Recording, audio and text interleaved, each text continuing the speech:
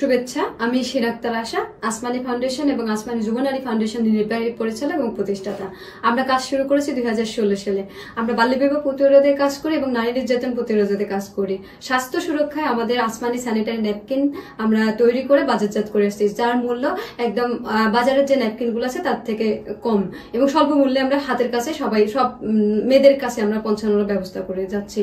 এর পাশাপাশি আমরা নৈতিক শিক্ষা নিয়ে কাজ করি এবং স্মার্ট নারী উদ্যোক্তা তৈরি করতে আমাদের বিভিন্ন রকমের প্রশিক্ষণ আমরা দিয়ে যাচ্ছি।